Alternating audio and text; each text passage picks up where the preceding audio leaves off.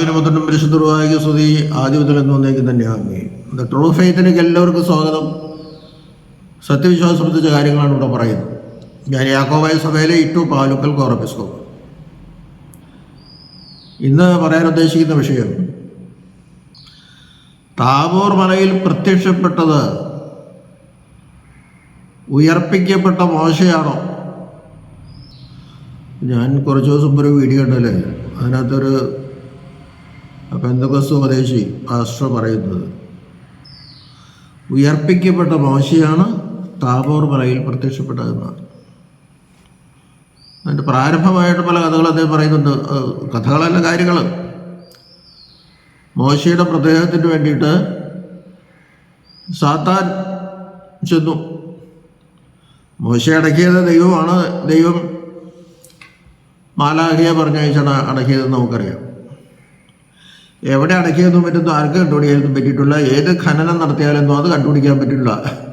ദൈവത്തിനൊന്നും അസാധ്യമല്ലെന്ന് ഓർക്കണം. ഇപ്പോൾ യൂദായുടെ ലേഖനം 9-ാം അധ്യായത്തിൽ പറയുന്നുണ്ട്, ഞാനും നിന്നെ കുറ്റവിധിക്കുന്നില്ല, ദൈവം നിന്നെ മത്സരിക്കട്ടെ. അത് മാലാഖ പറയുന്നുള്ളൂ. അപ്പോൾ 1-2 കുറ്റങ്ങളല്ല, 3 കുറ്റങ്ങൾ പറയാം. 2 കുറ്റം അദ്ദേഹം പറയുള്ളൂ. ഒന്ന്, ഇസ്രായേൽക്കാർ മിസ്രൈമിനെ അടിച്ചു കൊന്നു. 2, പാറയോട് വെള്ളം ചോദിക്കാനേ പറഞ്ഞുള്ളൂ, അടിക്കാൻ പറഞ്ഞില്ല, അടിച്ചു. 3, കൽപ്പനകൾ എറിഞ്ഞു കളഞ്ഞു. വലിയ ഗുരുതരമായ തെറ്റാണ് ചെയ്തത്. അതുകൊണ്ടാണ് സാത്താൻ വരുമെന്ന് ദൈവത്തിന് അറിയാൻ പാടില്ലേ. അതുകൊണ്ടാണ് മാലാഖയെ തന്നെ പറഞ്ഞു വിട്ടത്. മീഖായേൽ മാലാഖയെ പറഞ്ഞു വിട്ടത് അതുകൊണ്ട് തന്നെയാണ്. എവിടെ അടക്കിയെന്നുള്ളത് ദൈവത്തിന് മാത്രം അറിയാം. അല്ലെങ്കിൽ മീഖായേൽ മാലാഖയ്ക്ക് അറിയാൻ പറ്റും. പക്ഷെ മീഖായേൽ മാലാഖ ആരാണ് പ്രസിദ്ധപ്പെടുത്തൂല. ഭൂഗർഭ ശാസ്ത്രജ്ഞന്മാർക്കോ അത് ഖനനം ചെയ്തവർക്കൊന്നും അത് കണ്ടുപിടിക്കാൻ പറ്റൂല. ദൈവത്തിനൊന്നും സാധ്യമല്ല. ഞാൻ പറഞ്ഞു വന്നത്, ഈ മോശ താബോർ മലയിൽ പ്രത്യക്ഷപ്പെട്ടു. മത്തായി 17:1 മുതൽ വായിക്കുമ്പോൾ അവിടെ കാണാം, താബോർ മലയിൽ വെച്ച് യേശുവിന് രൂപാന്തരീകരണം ഉണ്ടായി, മഹത്വീകരണമുണ്ടായി, തേജസ്കരണമുണ്ടായി. അദ്ദേഹത്തിൻ്റെ ആ ദിവ്യരൂപം അല്പം പ്രത്യക്ഷപ്പെട്ടു.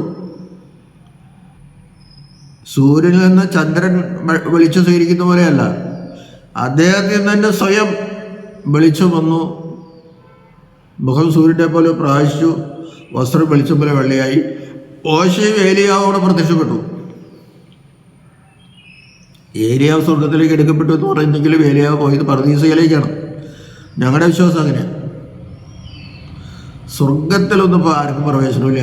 കർത്താവിൻ്റെ 2ാമത്തെ വരവിന് ന്യായവിധിക്ക് ശേഷം മാത്രമേ സ്വർഗവും നരകവും പ്രവേശനമുള്ളൂ. ഇപ്പോൾ പാതാളവും പർദീസയുള്ളൂ.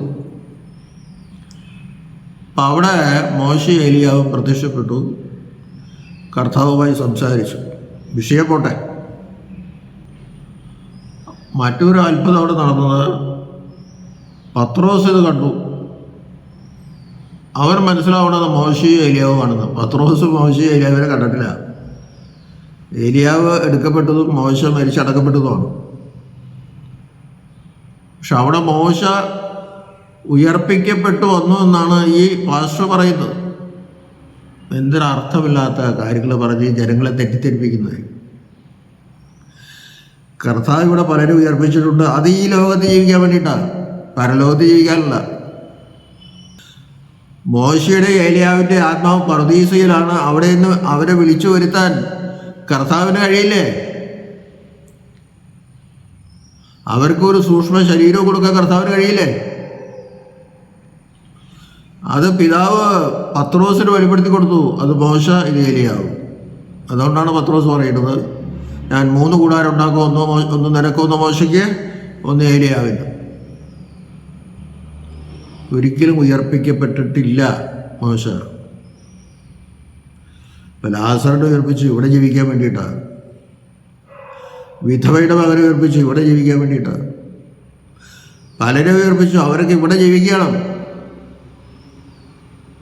മോശ ഉയർപ്പിച്ചിട്ട് പർദീസ ജീവിക്കാൻ അനുവദിച്ചിരിക്കുകയല്ല, അല്ലെങ്കിൽ സ്വർഗത്തിൽ ജീവിക്കാൻ അനുവദിക്കില്ല. അതൊക്കെ പുനരുദ്ധാനത്തിൽ പറ്റും. പുനരുദ്ധാനം എല്ലാവർക്കും ഉണ്ട്. കർത്താവിൻ്റെ പുനരുദ്ധാനം ഉണ്ടായി, അതുകൊണ്ട് നമുക്ക് പുനരുദ്ധാനമുണ്ട്. അതുകൊണ്ട് പുനരുദ്ധാനത്തിൽ വിശ്വസിക്കുക. ഒരിക്കലും മോശ ഉയർപ്പിക്കപ്പെട്ടിട്ടില്ല. പല ഭാഷന്മാരെ പ്രസംഗിക്കാൻ ഞാൻ കണ്ടിട്ടുണ്ട്. ജനങ്ങളത് വിശ്വസിക്കുകയാണ്. പാവം, കർത്താവിനൊന്നും അസാധ്യമല്ല. മരിച്ച മോശയുടെ ആത്മാവിനെ, പർദീസയിലെ ആത്മാവാണല്ലോ, ശരീരം സെമിട്രിയിലാണ്. പക്ഷെ ഒരു സൂക്ഷ്മ ശരീരം കൊടുക്കാൻ കർത്താവിന് കഴിയില്ലേ? ഏലിയാവിനും സൂക്ഷ്മ ശരീരം കൊടുക്കാൻ കഴിയില്ലേ? ആ ശരീരം ഒന്നും കൊടുത്തില്ലെങ്കിലും പത്രോസിന് അത് മോശ ഏലിയാവെന്ന് വെളിപ്പെടുത്തി കൊടുക്കാൻ ദൈവത്തിന് കഴിയില്ലേ? ഉയർപ്പിക്കപ്പെട്ടെങ്കിൽ മാത്രമേ അവിടെ പ്രത്യക്ഷപ്പെടാവൂ എന്ന് കർത്താവിനോട് പറയുന്നത് അവൻ്റെ ആ അധികാരമല്ല, അവൻ ദൈവമല്ല എന്ന് സ്ഥാപിക്കുന്നതിന് തുല്യമാണ്. അത്രേ എനിക്ക് പറയാനുള്ളൂ. അപ്പം അങ്ങനെയുള്ള അബദ്ധങ്ങളെ മേലിൽ പഠിപ്പിക്കരുതേ എന്നൊരപേക്ഷ ഈ പാസ്റ്റർമാരോട് പറയാണ്. ദൈവം നമ്മെല്ലാവരെയും അനുഗ്രഹിക്കട്ടെ.